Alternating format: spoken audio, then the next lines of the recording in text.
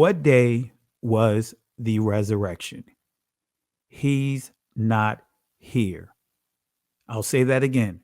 What day was the resurrection?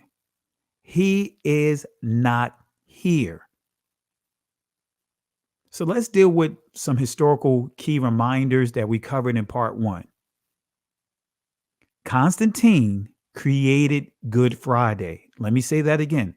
Constantine created Good Friday. Not only did he make it legal in terms of the first day of the week worship, which many would call Sunday worship, but he also created Good Friday. Let me give you a reference here. Let me give you a source. This is coming from History of the Christian Church by Philip Schaff. And this is what he says. And at the same time, and he's explaining how the Shabbat came into place for not the Shabbat, but the first day of the week celebration came into place. But he also makes a note that Constantine created the observance of Friday in memory of the death of the Hebrew Israelite Messiah. So let me read that here, even though I just, summarize what's here. It says, and at the same time, enjoined the observance of Friday in memory of the death of Christ. So I want to reiterate this. And at the same time, enjoined the observance of Friday in memory of the death of Christ. I also want to reiterate the prophecy that the Messiah had given in Matthew chapter 12, verse 39, the prophecy of about his resurrection. Chaya.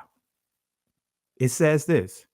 It reads, but he answered and said unto them, an evil and adulterous generation. In other words, covenant breakers, workers of iniquity, anomia, an evil and adulterous generation seeketh after a sign, and there shall no sign, be given to it, but the sign of the prophet Jonah.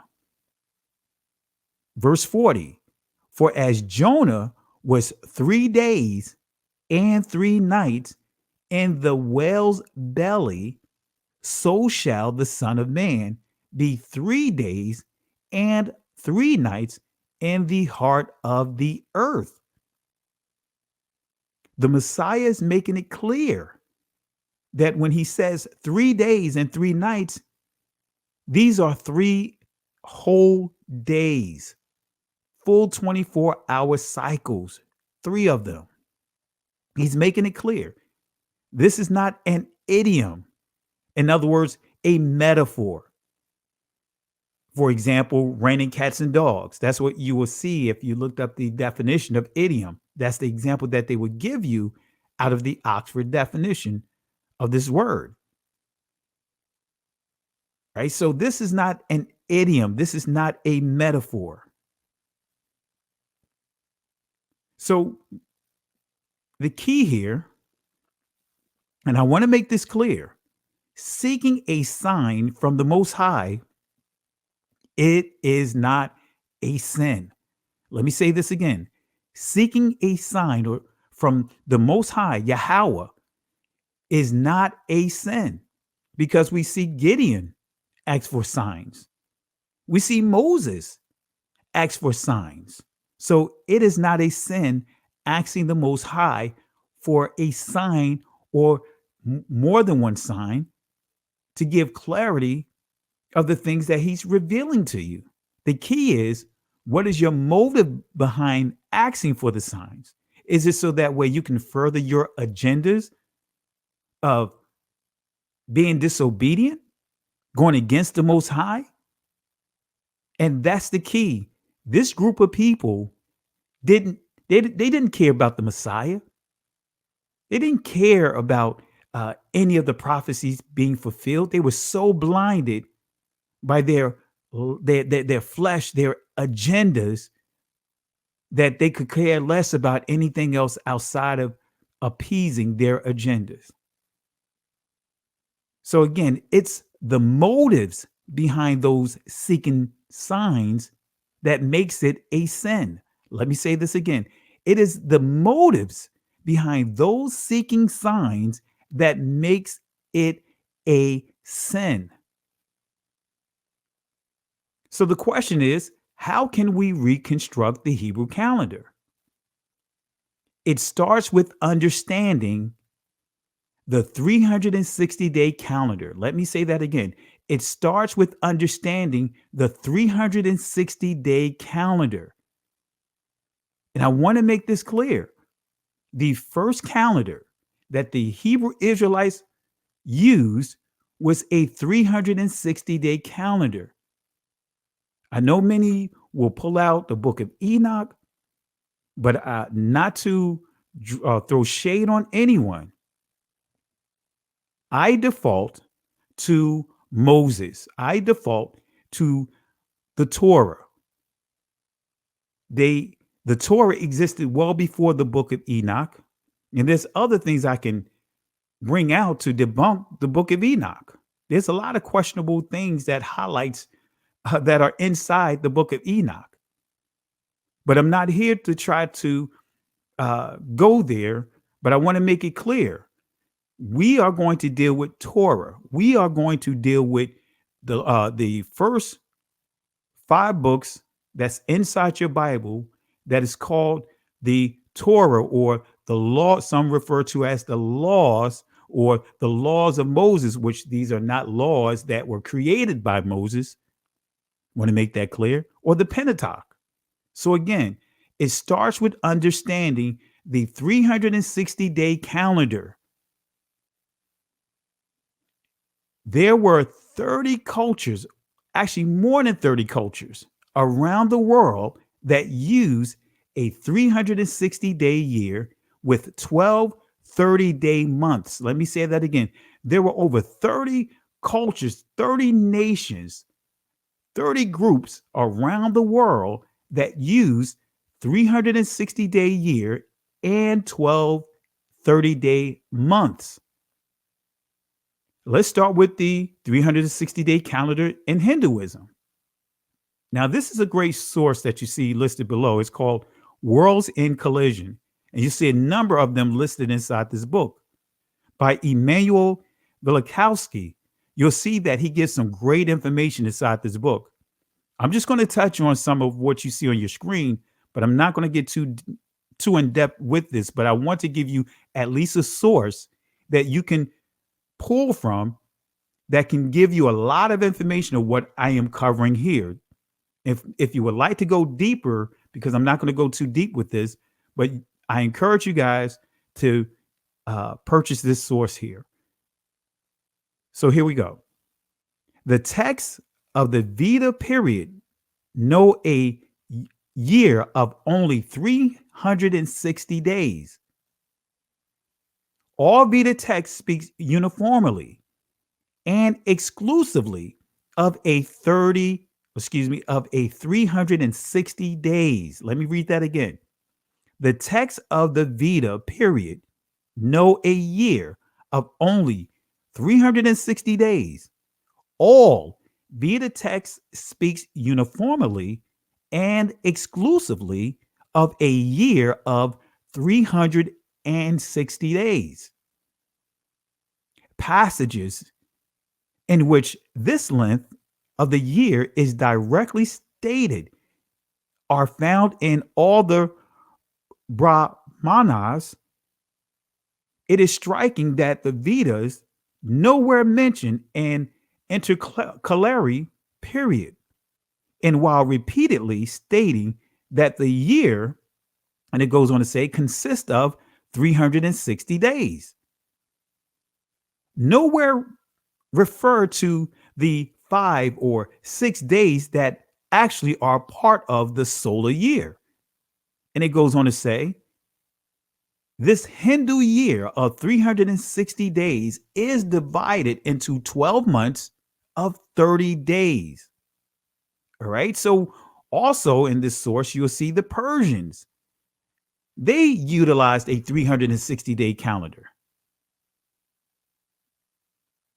It says here, the ancient Persian year was composed of 360 days or 12 months of 30 days each.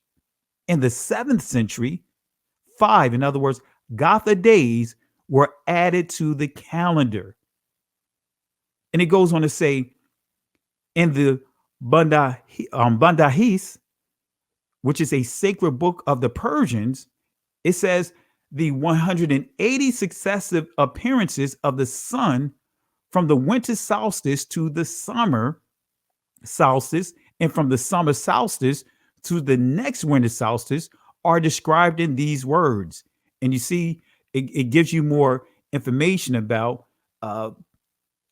confirming the 360-day year calendar and the 12 months that consist of 30 days.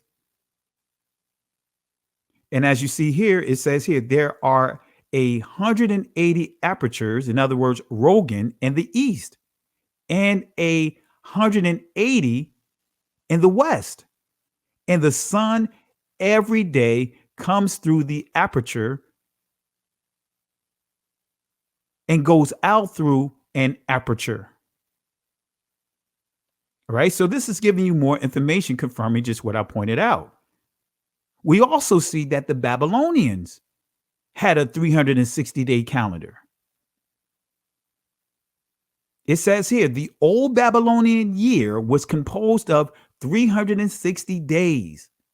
The astronomical table or tablets from the period antedating the Neo-Babylonian Empire compute the year at so many days without mention of additional days. The ancient Babylonian year had only 360 days, was known before the cuneiform script was deciphered. And we go on to see here, it says, wrote that the walls of Babylon were 360 furlongs in compass, as many as there had been days in the year. So we see it right here. Makes it perfectly clear. It goes on to say the zodiac of the Babylonians was divided into 36 decans. A decan being the space of the sun covered in relation to fixed stars during a 10-day period. And guess what? And I can list other countries, other nations, but we just highlighted a couple of them here just for the sake of time, not going to go beyond that.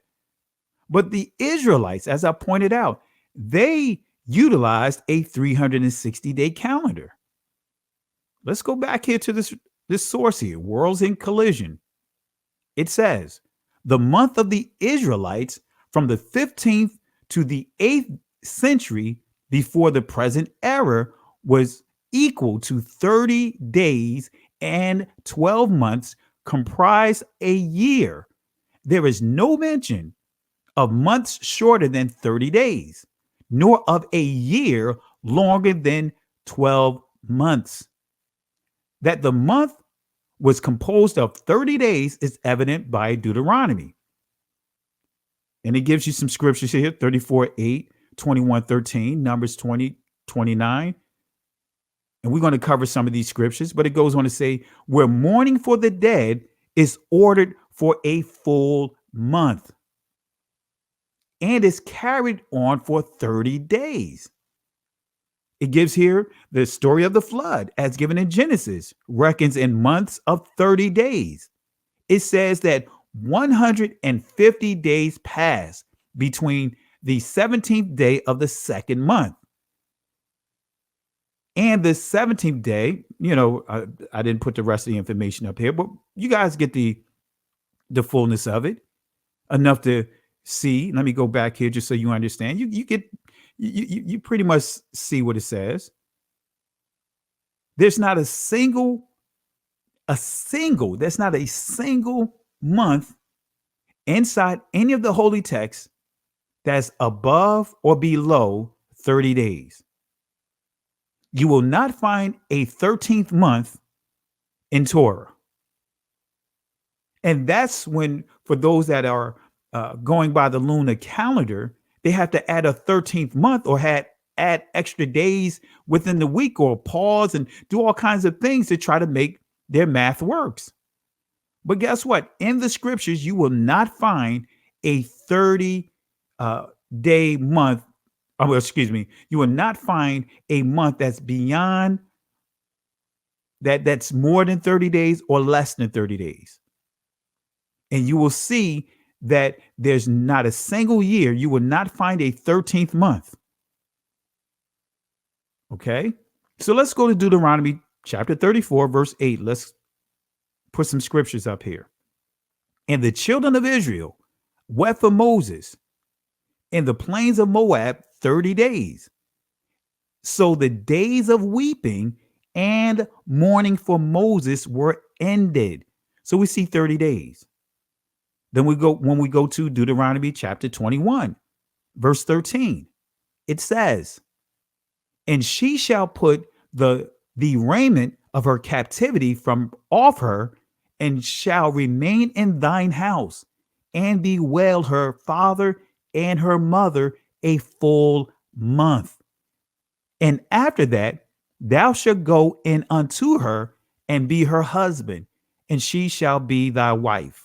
So we see again, this is a full month. A full month is 30 days. Kadash is the Hebrew word for month. So here's some additional proof of Israel's 360-day calendar. Let's go to Revelation. Let's go to the book of Revelation, chapter 12, verse 6. Here's some additional information here. And it reads, and the woman fled into the wilderness, where she hath a place prepared of YAHAWAH, that they should feed her there 1,260 days. So let's do the math. So you see 1,260 days divided into 30 will give you 42. 42 divided by 12 will give you 3.5, 3.5 years. So we just proved it. So I want to say this again. Israel used a 360-day year and 12 30-day month calendar. So now that we had that out the way, let's move forward. Make note of what I just shared with you, but we are going to reconstruct the Hebrew calendar, the very first one. And you could do this. I'm going to show you just how simple it is to do so. It starts by identifying the very first Shabbat. So let's go to Exodus chapter 16, verse 1. And it says, and they took their journey from Elim, and all the congregation of the children of Israel came into the wilderness of Sin, which is between Elim and Sinai, on the 15th day of the second month after their departing out of the land of Egypt. Now, I want you to make the 15th day, this is going to be our anchor. Highlight this in your Bible. The 15th day, we are going to use this as our anchor. So again, on the 15th day of the second month. So what is the significance about the 15th day? Glad you asked. Israel arrived in the wilderness of Sin on the 15th day of the second month. So is the 15th day a day of rest? Great question. Is it a day of rest? Well, let's walk through the process. Let me explain to you. Let's go to Exodus chapter 16, verse 4 and 5. It says, then said YAHAWAH unto Moses, behold, I will rain bread from heaven for you, and the people shall go out and gather a certain rate every day, that I may prove them whether they will walk in my law or no. Verse 5.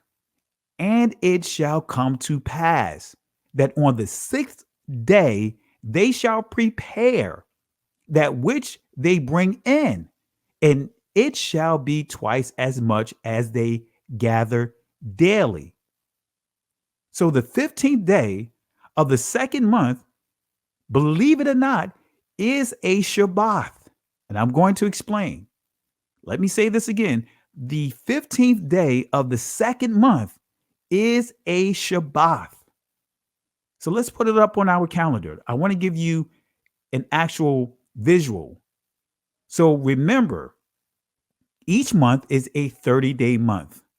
And notice on your screen, you see that each day, instead of Sunday, Monday, Tuesday, Wednesday, you see first, second, third, fourth, fifth, sixth, seventh. Why? Because Moses referred to each month or each day of the week with numbers, just like each month with numbers. So you see on your screen, 15th. Now I have to show you that the 15th is an actual Shabbat, right? So remember, Exodus chapter 16, verse 1, it tells us that it was the 15th day of the second month. The children of Israel came into the wilderness of Sin. And this again is Exodus chapter 16, verse 1. So on the 15th day, Moses shared with the Israelites what to expect on the next day. Let me say this again. On the 15th day, Moses shared with the Israelites what to expect on the next day. Exodus chapter 16, verse 6 through 7. This is what it says. And Moses, Mashah, and Aaron, Aharon, said unto the children of Israel, at even, in other words, the evening, then ye shall know that YAHAWAH hath brought you out from the land of Egypt. Verse 7. And in the morning, then ye shall see the glory, kabawad or kabad, of YAHAWAH, for that he heareth Shammai, which means listen with intelligence, but for that he heareth your murmurings against YAHAWAH. And what are we that ye murmur against us? Let me read it one more time. And in the morning, then ye shall see the glory of YAHAWAH, kabad or kabawad here in the text, for that he heareth Shammai, your murmurings against YAHAWAH. And what are we that ye murmur against us? Let's deal with the Hebrew definition of murmur. It says to stop, to stay permanently, to be obstinate, grudge. See, when the Israelites began to murmur, what they told the Most High, that they refused to move forward. They refused to progress or continue to move forward in the direction that he's leading them to, that they are going to stop where they are, or they may even what? Go back. See, this is why the Most High referred to them as an evil congregation.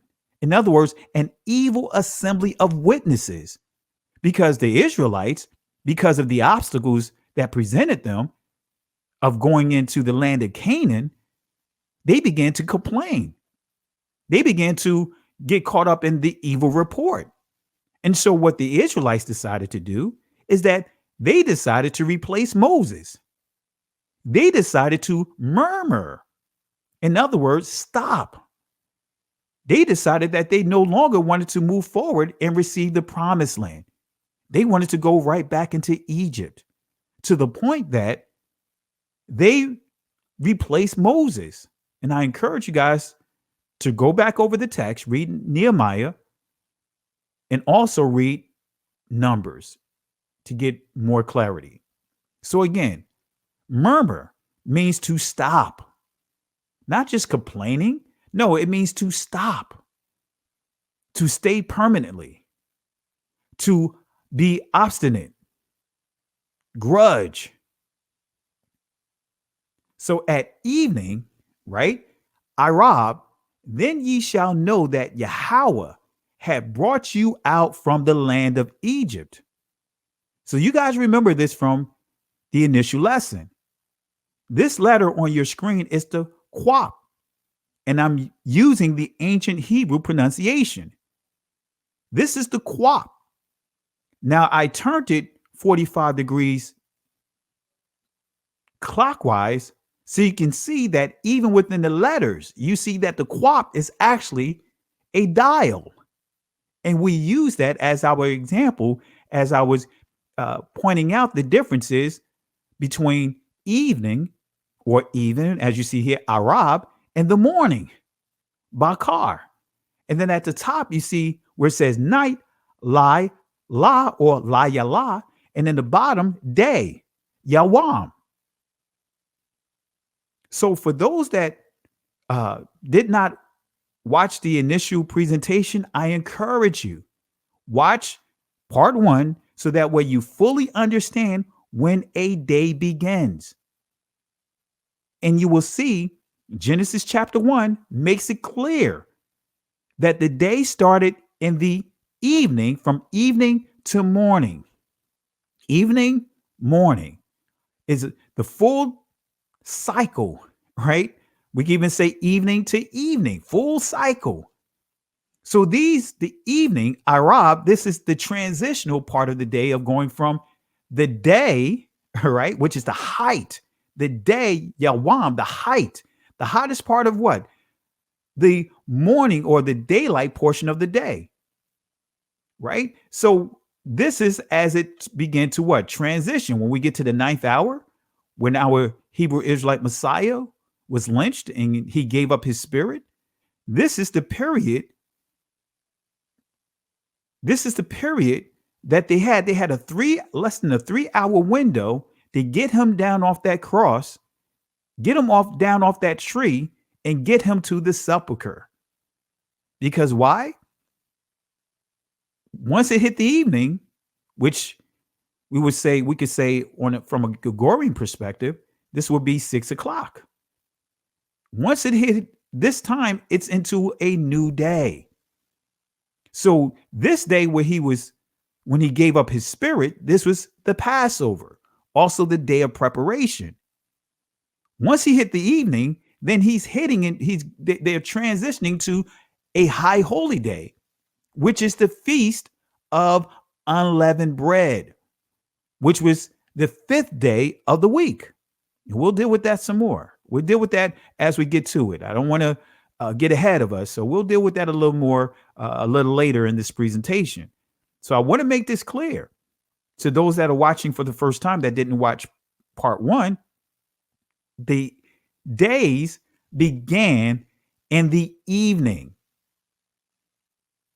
When we read Genesis, and I can pretty much recite it, but it says, in the beginning, Elohim created the heavens and the earth. The earth was without form or void. Darkness was upon the face of the deep.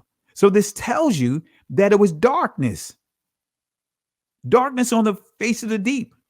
And it says the Spirit of the Most High moved and said what? Let there be what? Light.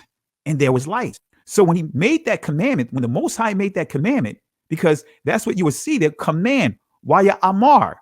In other words, and transliterates to, and Elohim said. It's not just said. When you look up that word, right? Amar, you'll see it also means what? Command. So the Most High spoke a command and created a separation between the evening and the morning. So the earth was created without form and void. We could say this is the earth right here. The earth was created without balance, right? And so the Most High, his spirit moved upon the face of the deep. And when he made that commandment, now he made a distinction between the evening, which is Arab, and the morning, Bakar. All right. So again, the earth was in darkness before the light. The evening preceded the morning. And this is not just for the Israelites, this is for all of creation. All right. So at evening, going back to Exodus chapter 16, verse 6, at even or evening, then ye shall know that YAHAWAH hath brought you, right? So again, this is telling you here, this is the 15th, right? This is the 15th day. So what Moses is telling them at evening, in other words, the next day, which is the 16th, is when the miraculous thing is going to take place. The Most High is going to do something miraculous, is going to give them a sign.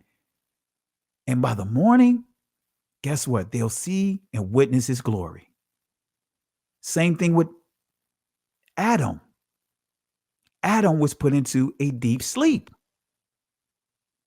a state of darkness. But when he woke up, he got to see just how good, how great, how caring the Most High is, because he put him to sleep in order to form Eve. So Moses and Aaron went before Israel and declared Yah's promise and instructions. Let me say that again. Moses, Masha, and Aaron, Aharon, went before Israel and declared Yah's promise and instructions. In the evening, YAHAWAH would use his provision to prove that it was he who saved them and brought them out of the land of the Egyptian slavery. So in the morning, Bakar, YAHAWAH would use his provision to prove his glory, kabod. Let me say that again. In the morning, YAHAWAH would use his provisions to prove his glory. So on the next day, and let's give you an illustration here, right? On the 15th day, Israel was given their instructions. Israel came to a stop on the 15th day. But I still have to prove to you that this is a Shabbat, which I will. But then we see on the 16th day, in other words, Exodus 16:6, it says, at even, then ye shall know that YAHAWAH hath brought you.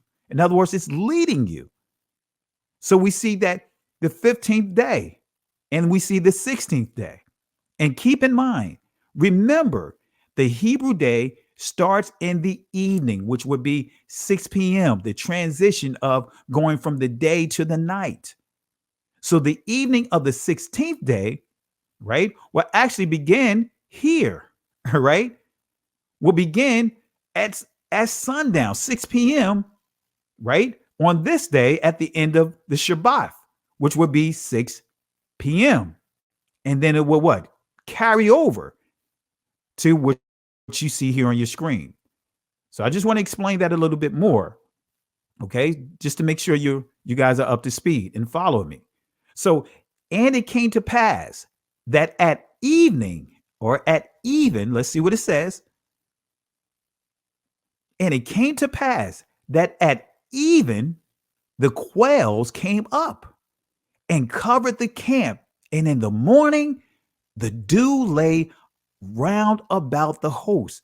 So at the evening, right, of the 16th, transitioning into the evening part of the 16th, it says that the quails, this miraculous thing took place, that at evening, right, the quails came up and covered the camp. And in the morning, the dew lay round about the host. So let's deal with this some more. Let's go into this. Let's pick this apart here.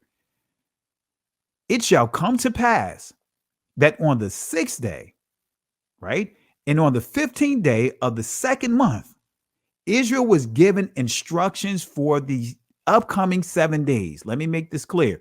On the 15th day, Israel was given a set of instructions for the next 16 days. So this is how you can prove that the 15th day is an actual Shabbat. Because on the 15th day, as Israel assembled themselves to complain, at the same time, they were given these instructions on what the Most High expect them to carry out over the next 7 days. They were given a week of instructions. They were instructed to work the next 6 days, gather double on the 6th day, and rest on the 7th day. So on the 15th day, they were instructed to work the next 6 days and then gather double on the 6th day and rest on the 7th day. So on the 16th day of the 2nd month, Israel witnessed the miracles of Yah. They executed Yah's instructions and began to gather manna for the next 6 days. So let's give you an actual visual here. Let's go back to our calendar here. So we highlighted the 15th day. That's where Israel came to the wilderness of Sin, and they rested, they stopped, and actually they gathered, they assembled themselves, they murmured, they complained, but they were also given a set of instructions. So on the next day, right, it says here, and it came to pass that at evening, the quails came up. Exodus 16, verse 13.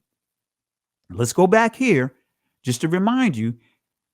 On the 15th, right? So we see here, this is the 15th day right here, but it says at evening, right? Now going into the 16th day. On the 16th day is where the quails, right? That miracle, the Most High sent a sign. All right. And then by the morning, the glory. So again, just want to give you an illustration, want to make sure you have a visual of what the scriptures are saying. So it came to pass that at even the quails came up. Exodus chapter 16, verse 13. Let's also go to Numbers chapter 11, verse 31, just to highlight and confirm this. It says here, and this is, and I'm going to share a little history with you as well, right? It says here, and there went forth a wind from YAHAWAH and brought quails from the sea and let them fall by the camp as it were a day's journey on this side and as it were a day's journey on the other side round about the camp, and as it were 2 cubits high upon the face of the earth. So since we're here, let's address this text here. I want to give clarity on a couple of things. So it says here, a wind, rawak, from YAHAWAH. Now, some of you guys will say ruach, and that's a whole nother discussion. But for the sake of this presentation, we're just sticking to the ancient Hebrew pronunciation. I will do a separate teaching, again, explaining the sounds. So again, it says here, a key quote, a wind, rawak, from YAHAWAH, and brought quails, shalah, from the sea. So this is describing a quail migration. Let me say that again. This particular chapter, this particular text I highlighted is describing a quail migration, quail, shalah, migration. What's interesting, this is a couple of slides from a lesson that I did titled Taste Like Chicken. Because many, and I'm not knocking anyone that decide that they don't want to eat meat anymore. That's your prerogative. That's your choice. But many are now saying that quails, stating that chicken It's unclean animals. They're going as far to say that we are not supposed to eat chicken. We're not supposed to eat quails. And they'll default to what was there from the beginning. My response is, what did the Most High eat when he came to visit Abraham? What did he eat? The scripture says that he went and got a calf, a young calf, and he cooked that calf, and it says they ate. So if Abraham was in sin, why didn't the Most High stop him? Are you saying that the Most High is in sin? Guys, it's real simple. And I'm going to redo that lesson. I'm going to teach it here. I'll do that over the next couple of weeks. That'll be one of our playbooks. But I wanted to highlight this particular article here just to give you some history, some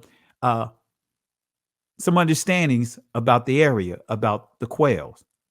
So it says here, August marks the start of the annual migration of millions of birds from their European breeding areas to their wintering grounds in Africa.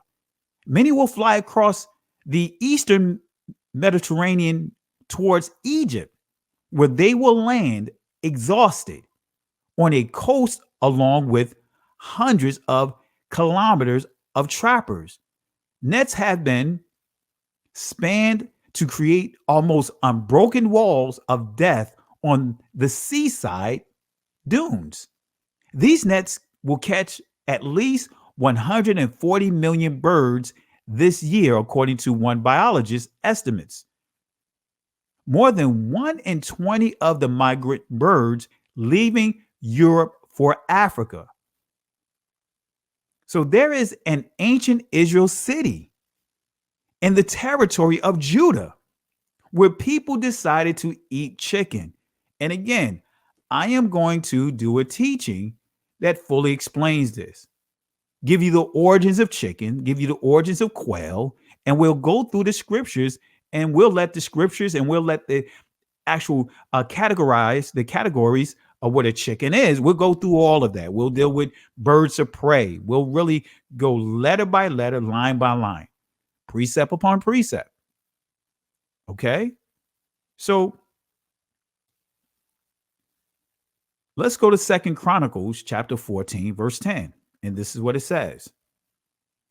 And there came out against them Zara or Zarak, the Ethiopian, Kashai or Kawashai, with an host of 1,300 chariots, and came unto Marashah or Marashah. Verse 10. Then Asa went out against him, and they set the battle in array in the valley of Zephathah at Marashah. So after 10 years of peace, Judah, YAHAWAH, was invaded by Zerah the Cushite. With the help of Asa, achieved a stunning victory over the invaders. So we see this victory occurred in Marashah. I want to say this again. The victory occurred in Marashah. So why am I highlighting this biblical situation, event? This is the ancient Israelite city of Judah, where Judah ate plenty of chicken. Let me say that again. This is the ancient Israelite city of Judah, where YAHAWAH Judah ate plenty of chicken.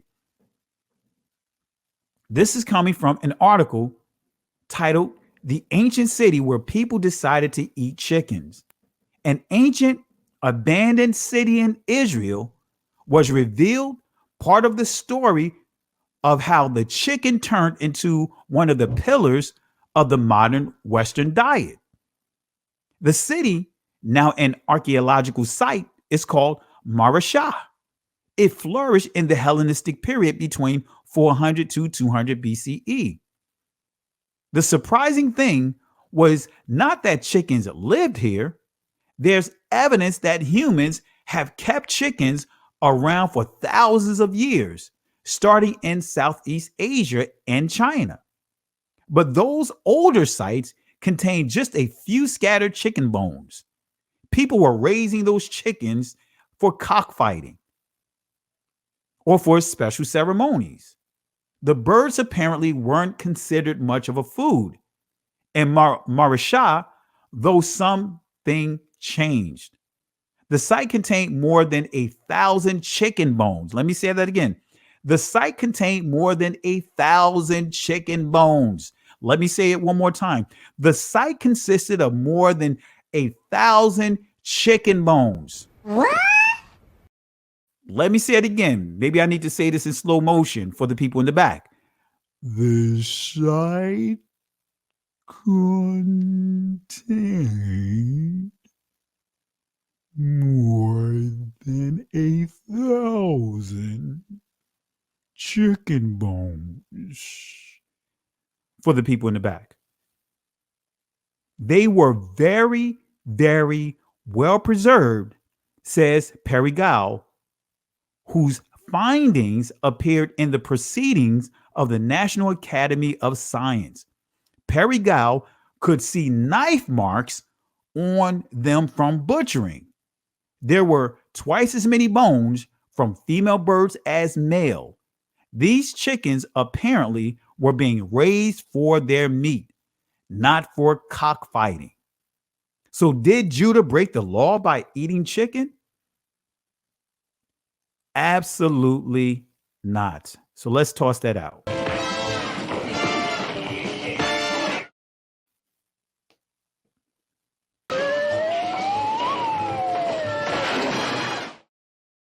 All right, one more three-piece.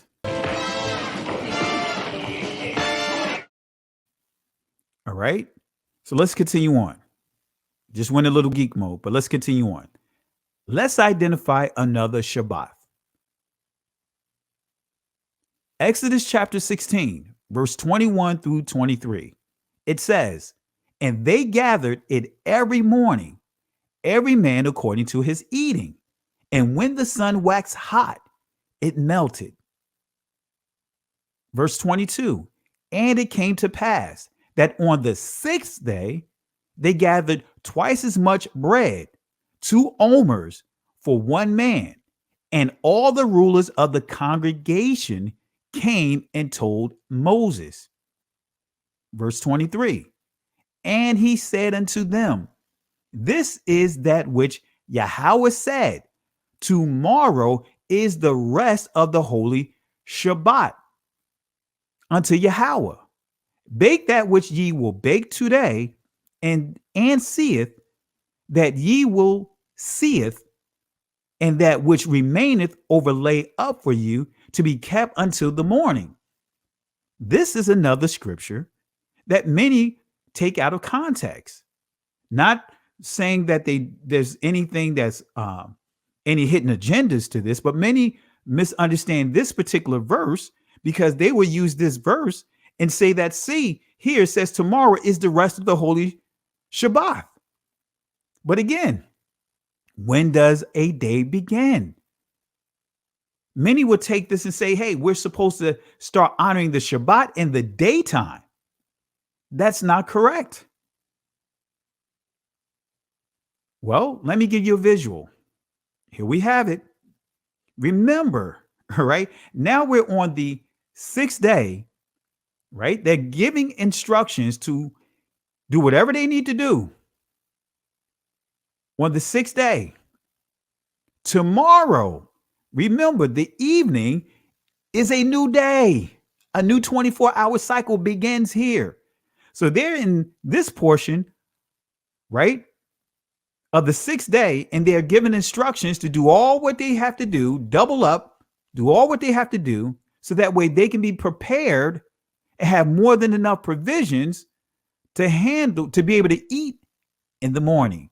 Tomorrow, right, beginning at evening, is what? The rest of what? The Shabbat. That's all this is saying here.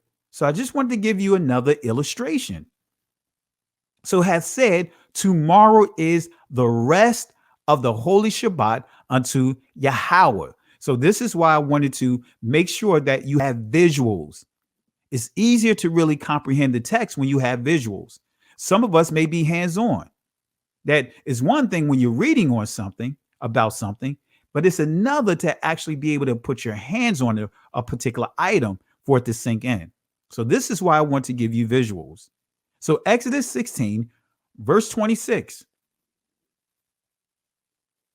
6 days ye shall gather it, but on the seventh day, which is the Shabbat, in it there shall be none. So let's go back to our calendar here. We already identified the 15th day, right, with Exodus 16 and 1 as being a Shabbat. And Israel was given instructions on this particular day. They were given instructions for the next 7 days of what to do. And then on the 16th day at the evening, the Most High provided the quails. And when you understand the quails, right, this is telling you that they were the weight of them. When you look up the definition of quails, the weight caused them to fly at a lower height that made it easy for the Israelites to capture them. So it came to pass that at even or evening, the quails came up. Exodus chapter 16, verse 13. Right? Now, we see here on the 21st, Israel was given instructions through Moses and Aaron, through Moshe and Aharon, by ways of the Most High, YAHAWAH. And it says, YAHAWAH hath said, tomorrow, in other words, this 22nd, right? This is the Shabbat. Tomorrow, starting at the evening, as I pointed out, is the rest of the holy Shabbat unto YAHAWAH. But on the seventh day, which is the Shabbat, right? This is why we're walking this out, so that way you can get a better understanding. Okay? So, constructing the Hebrew calendar. Let's do a recap real quick before we move forward. Israel arrived in the wilderness on the 15th day of the second month. On the next morning, the first day of the week, on the 16th day of the second month, Israel began gathering manna for 6 days. After the 6th day of gathering manna comes the next day, which is the weekly Shabbat. The 15th day of the second month was a weekly Shabbat. The 22nd day was a weekly Shabbat. Now that we've identified 2 7-day Shabbats, guess what? We can now fully reconstruct the second month of the very first calendar the Israelites were given. You see on your screen what's highlighted here? The 15th day, Exodus 16, verse 1, 7 days later, but on the 7th day, which is the Shabbat, right? Exodus 16, verse 26. And then we can fill out the rest of the calendar, right? And you see, now we have all 5 Shabbats in this particular second month. Now we can actually create the first month, the very first month, Akkad, the very first month, Akkad, Karash or Karash Akkad, the very first month of the Hebrew Israelites' new calendar that the Most High created for them. So now we can backdate it. Remember, there's only 30 days, not less, not more, 30-day months in the Israelite calendar, 360 days in an Israelite year. Also, 7 days in an Israelite week. So the second month of the calendar is complete. So let's map out the 7th day Shabbats in the first month of the Exodus. All right, let's map it out.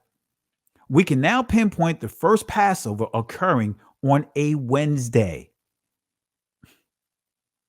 Let's go back to the calendar. As you can see here, and apologies, didn't put the animations in like I would normally do, but at least you can see it here, right? Now this is the second month here, right? And these are the two Shabbats. And remember that we use the 15th to as our anchor to identify the 22nd. The 15th, remember, is when they were given their instructions. This is where they came to stop, rest, right? And then they were given their instructions for the next 7 days. But then they were told in Exodus 16, verse 26, that they were to rest on the Shabbat, which is the 22nd. All right, so now that we did that, now let's go back here. We see how we have it here: 29th, 22nd, 15th, 8th, 1st. Now we could go to the first month: 24th, 17th, 10th, the 3rd. Now we have our full calendar. I just literally walked you through. We just recreated the very first month of the calendar for the Israelites. All praises to the Most High. This is not hard. What makes it hard is trying to unlearn the layers of poor teaching. The layers of poor teaching, that's the challenge, is to unlearn the layers of poor teaching. This is the very first month. Let's do some highlights here. On the 10th day of the very first month is where Israel would select and secure the lamb. Then on the 14th day of the first month, Passover and the day of preparation. So the first Passover fell on the 4th day of the week. The first Passover fell on the 14th day of the month. So what day was the Hebrew Israelite Messiah lynched? Let's go to Daniel chapter 9, verse 25 through 27. This is a key prophecy. And I may have to go a little geek mode just to explain some of the arguments that many that understand or have studied the end time prophecies and so forth. I may have to go a little geek mode because this is one of the books that I taught for years, especially dealing with prophecy. 3 key books: Daniel, Zechariah, and the book of Revelation. So we'll deal with that. Daniel chapter 9, verse 25. It says, "Know therefore and understand that from the going forth of the commandment to restore and to build Jerusalem unto the Messiah, the Prince, shall be 7 weeks and 62 weeks. The street shall be built again, and the wall even in troublous times." Verse 26, "And after 62 weeks shall Messiah, Mashiach," some would say Mashiach, "be cut off, but not for himself. And the people of the prince that shall come shall destroy the city and the sanctuary, and the end thereof shall be with a flood, and unto the end of the war desolations are determined." Verse 27, "And he shall confirm the covenant with many for 1 week, and in the midst of the week he shall cause the sacrifice and the oblation to cease, and for the overspreading of abominations he shall make it desolate, even until the consummation, and that determined shall be poured upon the desolate. So let's talk about this real quick. Let me go a little geek mode as I explain this to you of what you just read, right? And this is what many will teach, right? And this is what many will use in their attempt to disregard this prophecy, right? This is what they would teach you. They would teach you that, when you understand this text, starting with verse 24 that we covered, that in verse 24, right, they'll tell you that we'll see what we see is 490 years, which is divided into 3 periods. They would tell you that the period of the Most High plan, right, for period 1 is 7 sevens. In other words, 7 times 7, which equals 49. Then they will highlight the second period of the Most High's plan, which is 7 times 7 plus 62 sevens, which would equal 483 years. Then they will tell you about the third period. This period is the period of the Most High's plan is 1 7, which equals 7 years. And so the first period, right, just to give you a little more understanding here of this, of the end time prophecy approach, right? The first period of the Most High's plan is sevens, right? 7 sevens, which equals 49 years, as I just highlighted. And we're getting into verse 25. The starting point of this particular period was the decree to rebuild Jerusalem. And the end of the period was, or is, the completion of the capital city. The complete rebuilding of Jerusalem was to take 49 years. So when Daniel heard the explanation of this period, his heart was bound to leap for joy for the Most High. Why? Because the Most High was revealing that the Israelites would be set free from the Babylonian captivity and would return home to rebuild their nation and their in the holy city, which is the capital, the heart of Israel, which is Jerusalem. And I want you to pay attention here, listen carefully. So there was a very crucial fact. This particular decree for this period of time, as well as for the second period, was not identified. Which decree issued by the king of ancient history is the starting point for the 2 time periods? That's the question we should ask. I'll say it again. Which decree issued by the king's ancient history is the starting point for the 2 periods, the 2 time periods? After Persia conquered Babylon, various rulers issued 3 different decrees. And so the first decree was issued by Cyrus in 538 BC. However, Cyrus, his decree stressed rebuilding the temple without saying anything specific about rebuilding Jerusalem. And so the returning exiles would have rebuilt the city as well as the temple.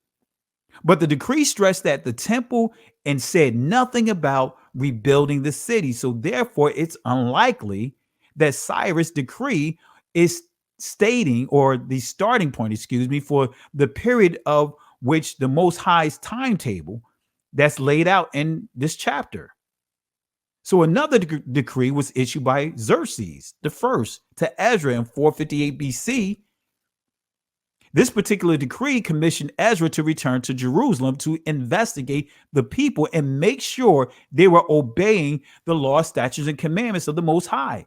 And so the emphasis was on safeguarding the Israelites' heritage, not on rebuilding Jerusalem. Therefore, it is unlikely that this decree is the starting point for the Most High's timetable. So sometime later, a third decree was issued by King Xerxes I, written to Nehemiah in 445 BC. This particular decree does not focus on rebuilding Jerusalem and any particular walls, right? So most scholars, right, and especially when you start getting into the end time prophecies, most would hold to either the second or third decree, the one issued to Ezra in 458 BC, or to Nehemiah in 445 BC. So each scholar presents reasonable arguments for this position, right? No matter which decree the Most High meant to be the starting point, the end of the second period of the Most High's plan was the coming of the Messiah, the Hebrew Israelite Messiah himself. But then also when we get back to the periods, like dealing with the second period, and I'm not going to go too much into this because I know I'm going geek mode a little bit. The second period of the Most High's plan was 7 sevens plus 62 sevens, which equals 483 years. Still in in verse 25. The starting point for the second period was also the decree to rebuild Jerusalem. But the end of the period stretched all the way up to the coming of the Messiah himself, YAHAWAH HaMashiach. And so Gabriel highlighted two important events when he spoke with Daniel. The first event would bring about the cutting off or death of the Messiah, right?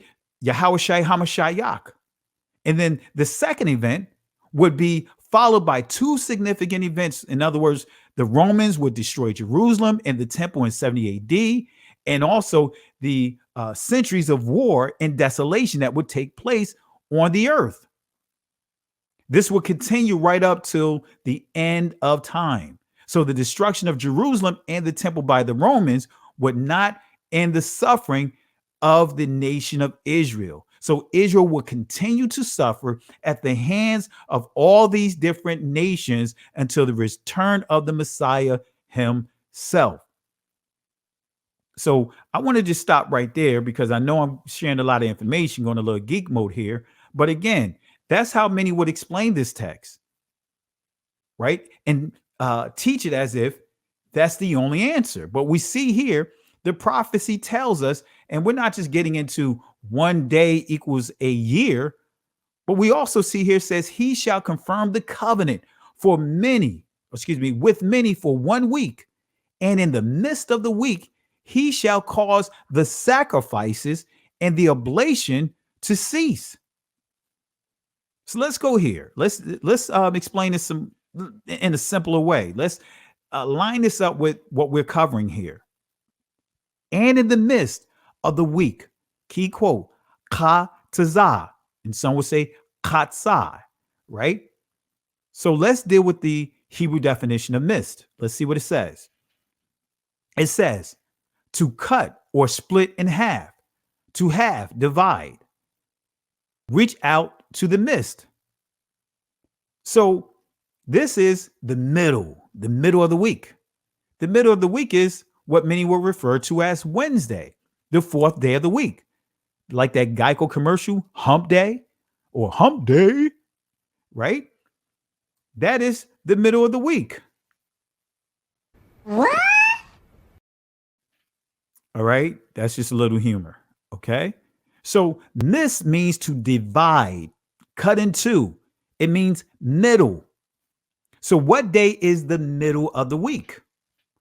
That day would be the fourth day that many would refer to as Wednesday.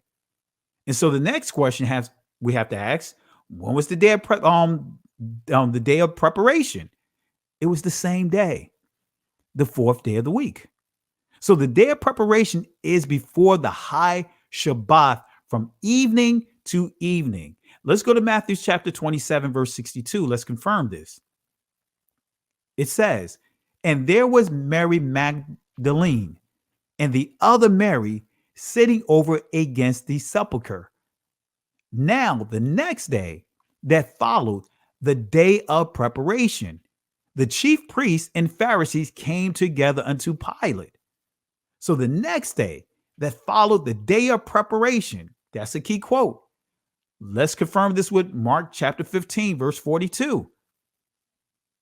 And now when the evening or even Irab was come, because it was the day of preparation, that is, the day before the Shabbat. Luke chapter 23, verse 53 through 54, it says this.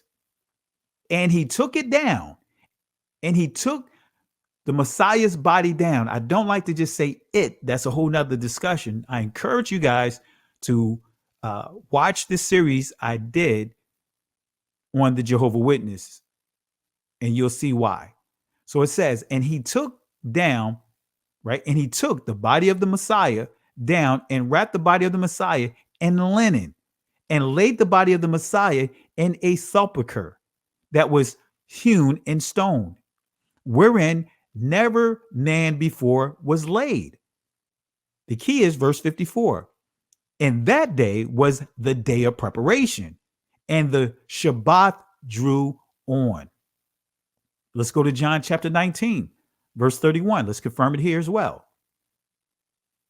The Judeans, or YAHAWAH, therefore, because it was the day of preparation, that the body should not remain upon the cross on the Shabbath, for that Shabbat day was an high day. That's the key. This is not dealing with the seventh day Shabbat. This is dealing with the feast of unleavened bread, which was the fifth day of the week. It was a high holy day. We see it right here. For that Shabbat day was an high day, besought Pilate that their legs might be broken and that they might be taken away. So let's go back to the calendar. Let's map it out here. This is the very first calendar, and we're going to see how the death of the Messiah lines right up with your new map. Remember, the 14th, the Passover, and the day of preparation. So what day was the day of lynching? I answered that. It occurred on the same day of the day of preparation. So to accurately determine the date of the lynching, we have to pinpoint the day of the feast of Passover. We already did that, but I want to just kind of take you through it again. The Messiah's death is linked to the Passover. Matthew chapter 26, verse 1 and 2. It says, and it came to pass, when YAHAWAH had finished all these sayings, he said unto his disciples, ye know that after 2 days is the feast of the Passover, and the Son of Man is betrayed to be crucified, to be lynched. So we see his death is connected to the Passover. So the initial Passover, Pesach, preceded the high Shabbat, which is the first day of unleavened bread. So let's go back to our calendar. Let me give you an illustration here. So we see the day of preparation, the Passover, the 14th day, middle of the week. We also see that the first day of unleavened bread was on the 15th day of the week, right?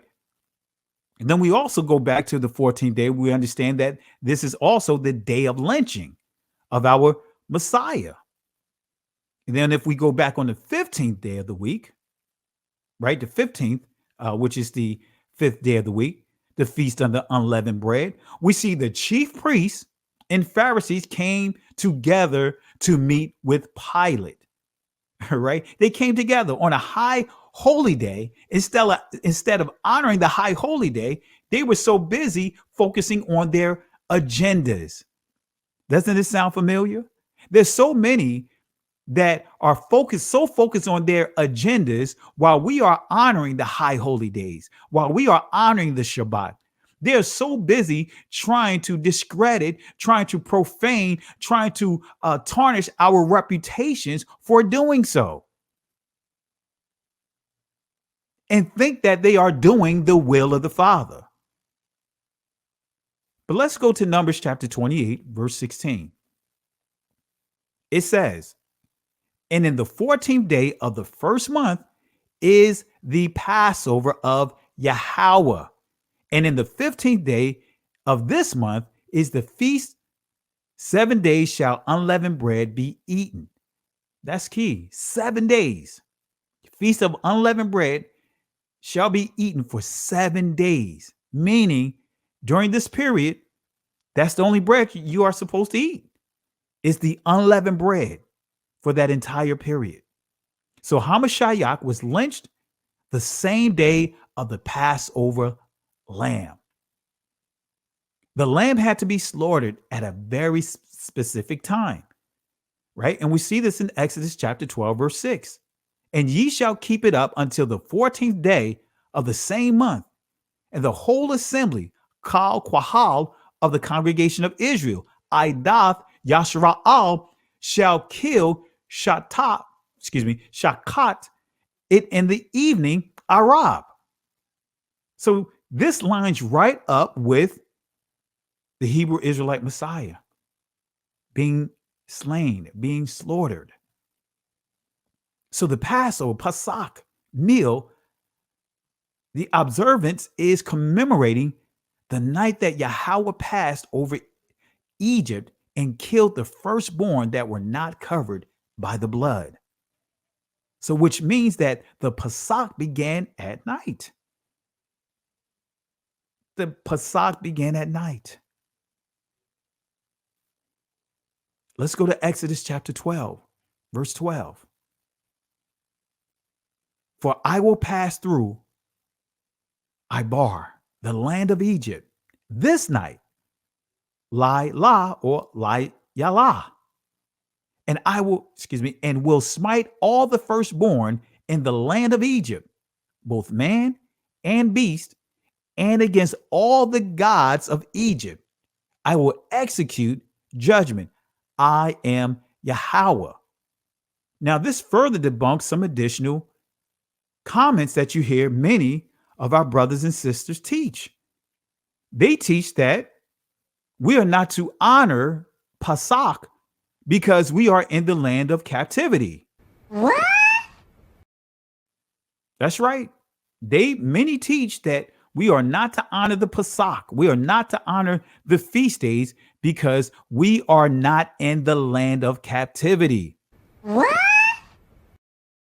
Guess what?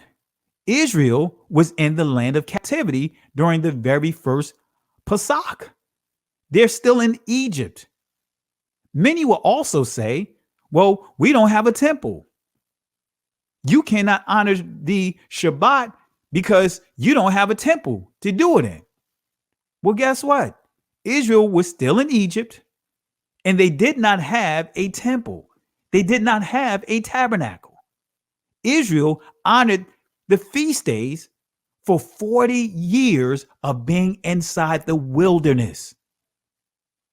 40 years from the land of captivity to being wanderers inside the wilderness for 40 years. They honored the Passover. They honored Pesach. They honored the feast days, all while not having a place, their own native territory.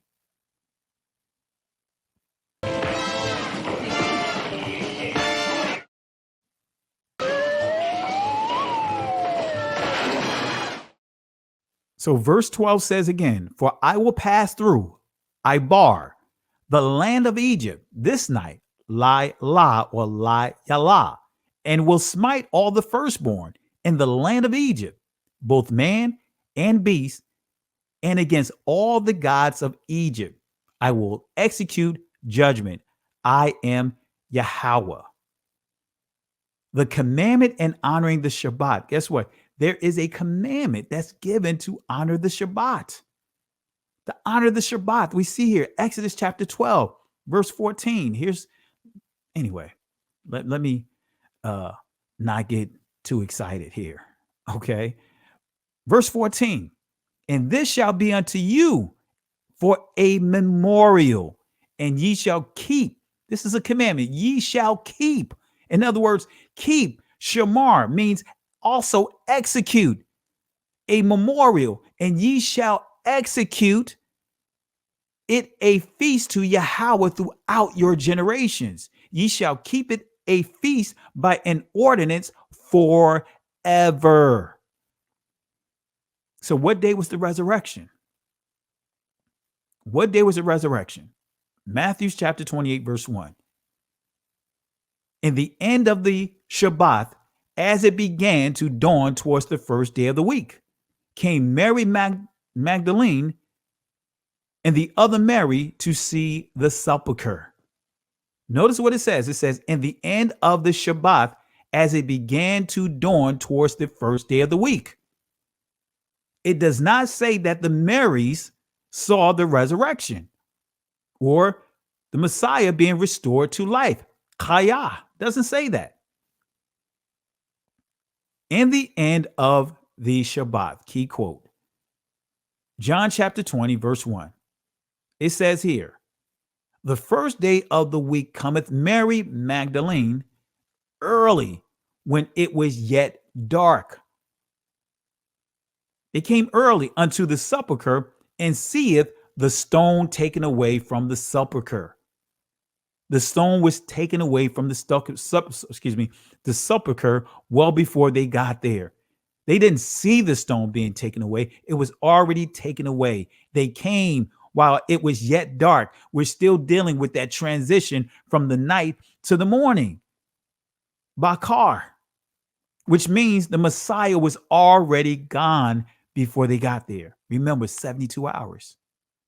72 hours would have started on the fourth day, the 6th hour, which is equivalent to 3 p.m. The 6th hour, the 9th hour, correction. The 9th hour. The 6th hour is equivalent to noon on the Gregorian calendar, right? The 9th hour is equivalent to 3 p.m. on the Gregorian calendar. That's where the 3 days, 3 nights, the 72 hours began. And many will try to stretch this out by stating that it doesn't say that he would Messiah will be resurrected on, it says in the 3rd day, it could be the 4th day, it could be the 5th. That's not what the scripture says. Let's not interpolate the text. In other words, insert something of a different nature to form a narrative that's not even there. All right. So Mary Magdalene early when it was yet dark. So Mashiach had already risen by the time the Marys arrived. Fact. Let's go to Mark 16, verse 2. And very early in the morning, the first day of the week, they came unto the sepulchre at the rising of the sun. Luke 24, verse 6. We see how all of the letters or the testimonies of the disciples are in alignment. He is not here, but is risen. Remember how he spake unto you when he was yet in Galilee. He is not here, but is risen. So let's go back to the calendar here. Let's line this up. Let's highlight a few things. Again, the Passover, the day of lynching, the 14th, which is the 4th day, the middle of the week. The Feast of Unleavened Bread, the 15th, which is a high holy Shabbat. The Marys come to discover an empty sepulchre on the first day of the week, which would have been the 18th day. So were there more than one Shabbat in this particular week? Were there more than one Shabbat? Excuse the wording here. Didn't proofread my presentation. But how many Shabbats was in this week? Let's go back here. All right. And this is giving you a little more information. Right. On the 10th day, the Hebrew Israelite Messiah enters the city on the donkey. Same day that they would select, each house would select the lamb. Right. But the Hamashiach enters the city on the donkey. Day of lynching, the 14th, as well as the day of Passover, or the day of preparation. The Marys discover an empty sepulchre on the 18th. But notice what we see here. We see the 15th is a day that is considered to be a high holy day, the first day of unleavened bread. Then we see the traditional 7th day weekly Shabbat. Now the question would be asked, what about the 16th? Well, guess what? You can easily say that the 16th was also treated as a Shabbat. But we can say with authority that there were more than one Shabbats in this week, the week that Hamashiach was lynched. Again, he was lynched in the middle of the week, which lines up with the very first calendar, also the prophecies of Daniel, which is the day of lynching, Passover, the the day of preparation, 15th, the high holy day, the feast of the unleavened bread. Then we have the 17th, which is the seventh day of the week, which is the weekly Shabbat. Then, of course, the 18th is when the Marys discover an empty sepulcher. So let's deal with the Greek definition of Shabbat. It says, as you see here, the Greek word is Sabbaton. And notice what it says, of Hebrew origin. And it gives you the Strong's number, but it says Shabbat. See, this is for anyone that want to mock, like the guy G. Craig Lewis, Pastor G. Craig Lewis, mocked Israelites for saying Shabbat. He mocked saying Sabbath, trying to question the pronunciation of this Hebrew word. Notice what you see here. It says Shabbat, not Sabbath, Shabbat. That is the actual pronunciation, Shabbat. And it goes on to say, the Sabbath, an example, in parentheses, Shabbat. Notice also what it says. It says day of weekly repose from secular avocations. So it's telling us the Shabbat can be a day. Then it goes on to say, just highlighting what's in red, the interval between two Shabbats. Likewise, the plural in all the above applications. Let me say that again. Likewise, the plural in all the above applications. So we see this word Sabbaton, which is a Greek word here. It says that it is what? Plural in all of the above applications. So we see Sabbath day or Shabbat day, Shabbat Yom or Yom Shabbat, however you want to, the order you want to put it in. But Shabbat day, we also see a Shabbat week. We can even see a Shabbat month, a Shabbat year. It's in the biblical text. But notice again, it says here, likewise, the plural in all the above applications. So the application of this word in the Greek transliteration of the Holy Text of the Testament of the disciples, Lamad, will tell you that you'll see this word there. So this tells you that there were multiple Shabbats. So Sabbaton in Greek means seventh day of the weekly. It also says a single Shabbat day, 7 days a week. All right. Excuse the typo. I'm not sure why I didn't double check this. All right. Got to blame someone that's watching here. And I'm going to have to default to, who would I default to? Jay Highstyle. I have to blame somebody. So Sabbath or Sabbaton in Greek means seventh day, but Sabbaton in its application is plural. That's the point that I want to make. So for those who are not familiar with reading the Greek, the Interlinear Bible is a great Bible to purchase, or if you choose not to purchase, just do a Google search for Interlinear Bible, and you'll see a link that says Scripture for All, and then go to the Greek, or where it would say New Testament. Click on that tab, and you can select any one of the books here, and you can select the chapter that you want to focus on, and you can download the PDF. So this is Matthew chapter 28, verse 1. And again, the Interlinear Bible is good if you want to just get a raw transliteration of the text. So the Interlinear Bible of Matthew chapter 28, verse 1. And notice what it says. If you remember what I said, Sabbaton is plural. And notice what you see here, Sabbaton, on lighting into one of Sabbaths, came. So we see plural, tells us there were more than one Shabbat during this period. Same thing with Mark chapter 16, verse 2. Notice what it says. You see, Sabbaton, remember, plural in its usage, very morning of one of Shabbats or Sabbaths is what you see here. Still confirming what I just shared with you, multiple Shabbats in that week. Luke chapter 24, verse 1. To the yet one of the Sabbaths of early, right? You see, still Sabbaton, plural, not singular. Let's go to John chapter 20, verse 1. To the yet one of the Sabbaths, there we have it again, the plural.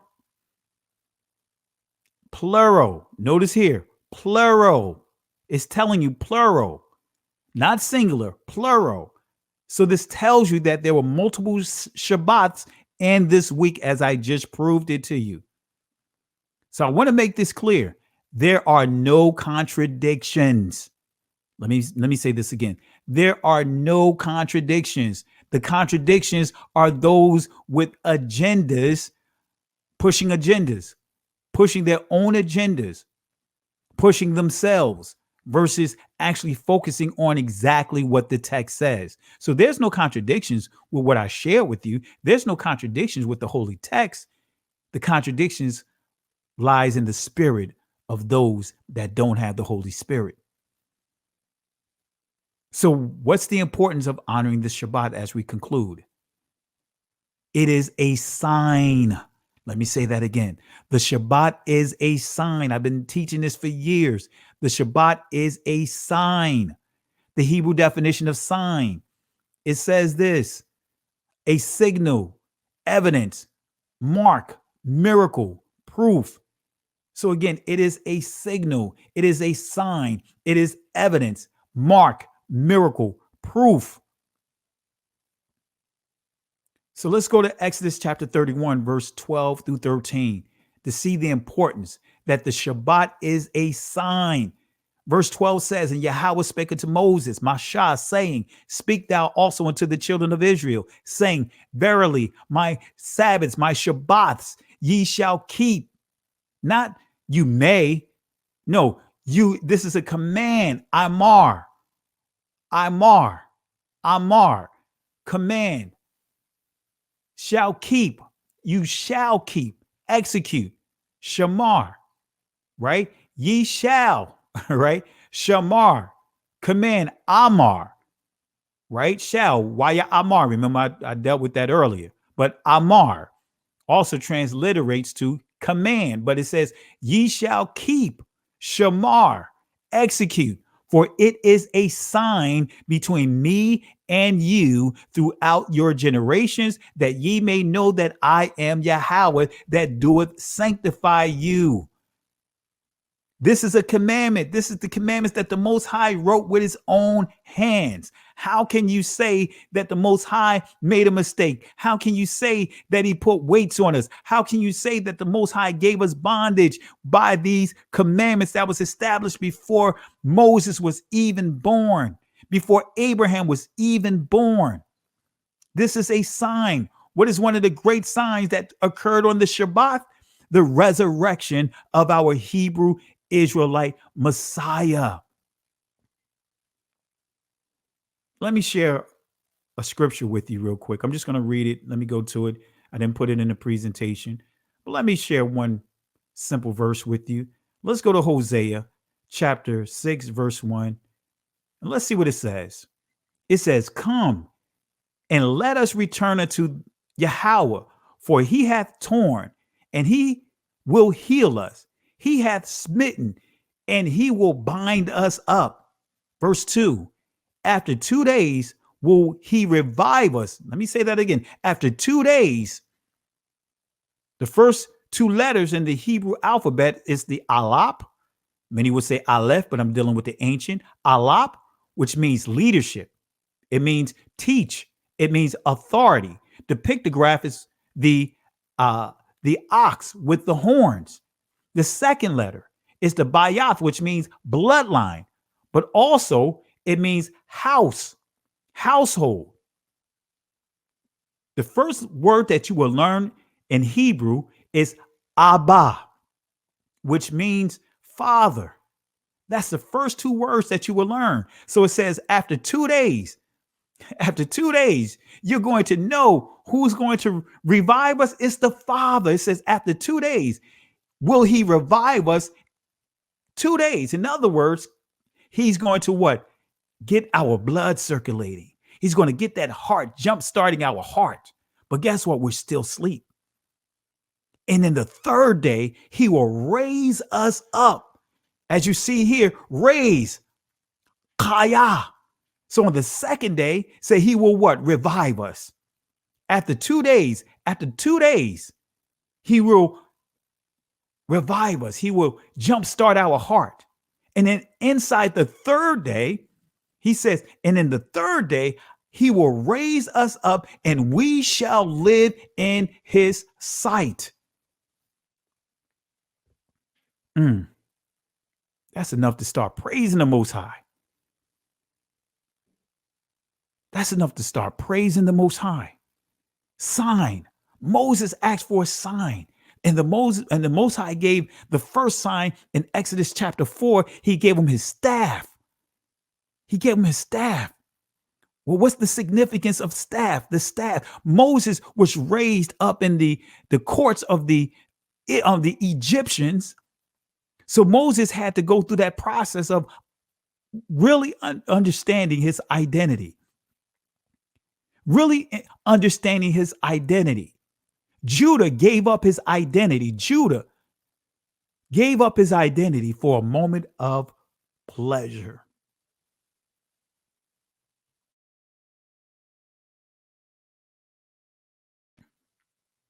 Excuse me, I had to clear my throat. But Judah gave up his identity for a moment of pleasure. Read the scriptures. What? Yeah, he gave up his identity for a moment of pleasure. He gave up his staff, he gave up his signet, and he gave up his bracelets. He gave up everything that identified who he is.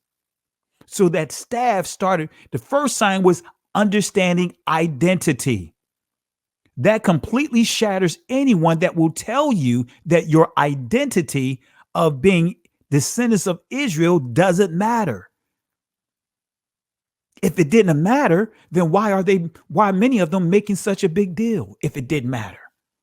Why are they making it such a big deal? Because many of us are now also going to the DNA and further proving also with historical records that we are Israelites, blood descendants to the ancient Israelites.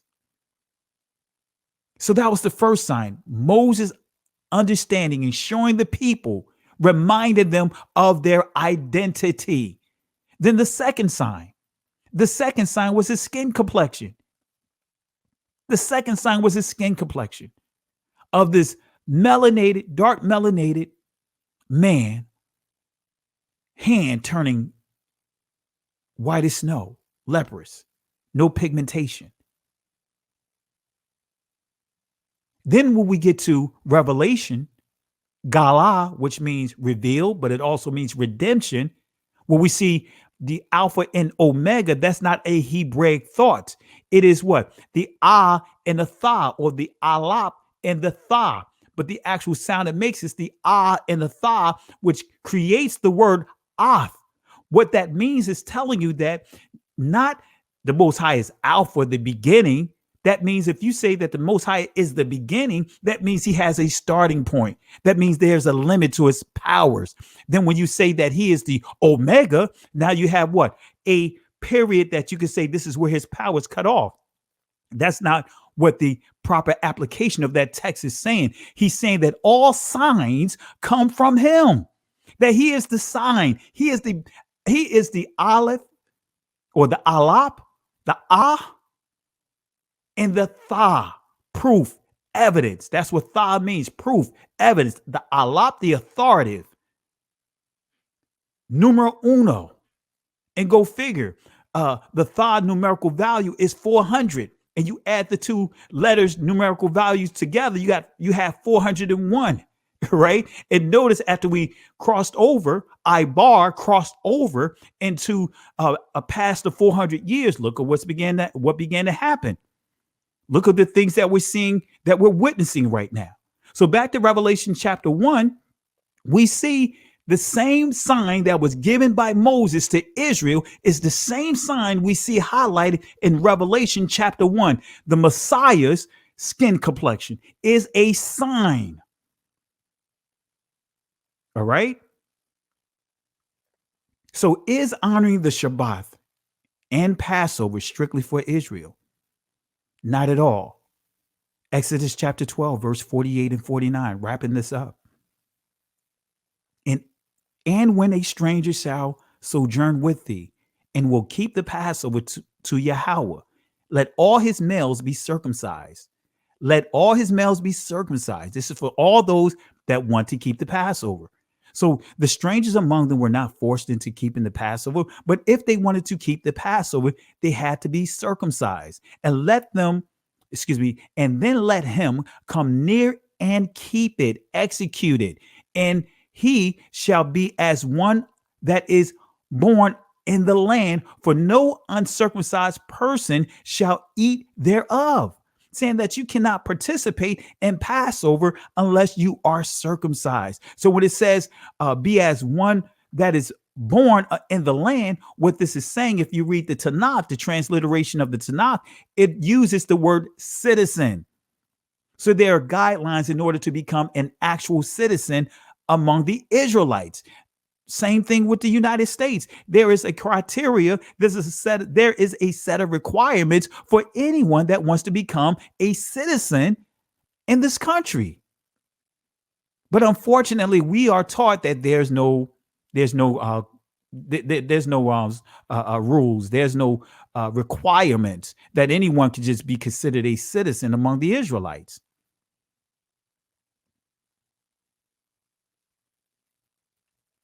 Verse 49, one law, akkad, one law shall be to him that is homeborn, and unto the stranger that sojourneth among you. One law. Unfortunately, many are teaching multiple laws, but this confirms it right here. You had Israel who are the blood descendants, homeborn, and the strangers among them, right? Guess what? Who decided that they want to be circumcised and be considered citizens within Israel and live in the territories. They had to what? Be circumcised. That's nothing new. That's what happened with Abraham. Every male within his household, whether they were blood descendants of Israel or not, were circumcised in order to be up under that household, because that's part of the covenant that the Most High had given to Abraham. We'll deal with that another time. Isaiah chapter 56, verse 2 through 6, Blessed is the man that doeth this, and the son of man that layeth hold of it, that keepeth, in other words, shamar, execute the Shabbat from polluting it, and keepeth his hand from doing any evil. Neither let the sons of the stranger that hath joined himself to YAHAWAH speak, saying, YAHAWAH hath utterly separated me from his people. Neither let the eunuch say, behold, I am a dry tree. Verse 4, thus saith YAHAWAH unto the eunuchs that keepeth my Shabbat, and choose the things that please me. Let me say that again. And choose the things that please me. Honoring the Shabbat, the seventh day Shabbat pleases the Most High. And said, and take hold of my covenant. In other words, take ownership of his covenant. Ishar Dabaryam, the 10 commandments. Even unto them will I give in mine house and within my walls a place and a name better than of sons and of daughters. I will give them an everlasting name that shall not be cut off. In verse 6, and also the sons of the stranger that join themselves to YAHAWAH to serve him and to love the name of YAHAWAH, to be his servants. Everyone that keepeth the Shabbat from polluting it. This is not just the 7-day Shabbat. This is his high holy days, the holy days he set aside, and take hold of my covenant. So what is the one greatest sign that occurred on the Shabbat? I already covered it. The resurrection, the life returning, Chayah, the Hebrew Israelite Messiah being restored. So if we go back here again, wrapping this up, the 10th is when the Messiah entered the city. The 14th, middle of the week, day of lynching, Passover, and also the day of preparation. The 18th, the Marys discover an empty sepulcher. Then we have the 15th, which is the first day of the unleavened bread, which is a high holy day. And then we have the weekly Shabbat, which is, as we know, a day of rest as well. And we can also say the 16th was a day of rest as well, because the Marys did not come up to the sepulcher until the first day of the week. So we can actually see multiple Shabbats, and it all falls in line. And so guess what? We are not trying to force a triangle into a circle block. Why? Because there's no confusion. There's no contradictions. So with that being said, family, I hope this really blesses you. I hope you got a lot out of this. And with that being said, let's give out some 3 pieces for poor doctrines.